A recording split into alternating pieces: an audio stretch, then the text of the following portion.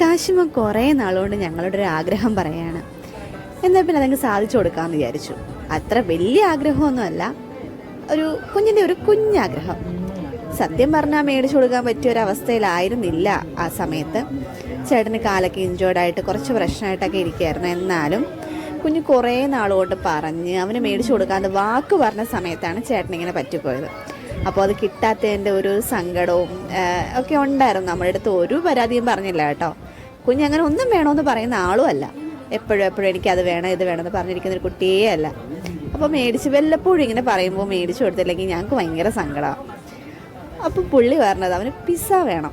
ഇതുവരെ കഴിച്ചിട്ടില്ല അമ്മ, ഞാൻ കാർട്ടൂണിൽ കണ്ടിട്ടേ ഉള്ളൂ, എങ്ങനെ ഇരിക്കും, എനിക്കത് വേണം, അങ്ങനെയൊക്കെ പറഞ്ഞപ്പോൾ അത് തുടർച്ചയായിട്ട് പറയാൻ തുടങ്ങി. വാശിയൊന്നും പിടിക്കില്ല. അമ്മ എനിക്ക് മേടിച്ചു തരുമോ അമ്മ എന്നൊക്കെ പറഞ്ഞു ചോദിച്ചപ്പോൾ ഞങ്ങൾ സർപ്രൈസായിട്ട് മേടിച്ചു കൊടുത്തതാണ് കേട്ടോ. ഇതുവരെ അവനിൽ ഇത്രയും ഒരു സന്തോഷം ഞാൻ കണ്ടിട്ടില്ല. അവൻ്റെ ഈ ചിരി കണ്ടപ്പോൾ തന്നെ ഞങ്ങൾക്ക് ഒത്തിരി സന്തോഷമായി. അത് ഫസ്റ്റ് അവൻ തുറന്ന് കണ്ടപ്പോൾ എൻ്റെ അടുത്ത് പറഞ്ഞു, അമ്മ കാർട്ടൂണിൽ കാണുന്ന പോലെ തന്നെ ഉണ്ടല്ലോ, കഴിച്ച് നോക്കാം എങ്ങനെയുണ്ടെന്നൊക്കെ പറഞ്ഞിട്ടാണ് അത് കഴിച്ചത് കേട്ടോ. സത്യം പറഞ്ഞാൽ കഴിഞ്ഞ ബർത്ത്ഡേക്ക് ഞങ്ങൾ ഒരു സൈക്കിൾ മേടിച്ചു കൊടുത്തു.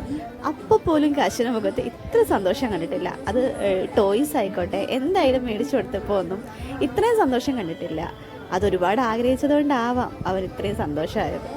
എന്തായാലും ആ ചിരി മതിയായിരുന്നു ഞങ്ങൾക്ക്.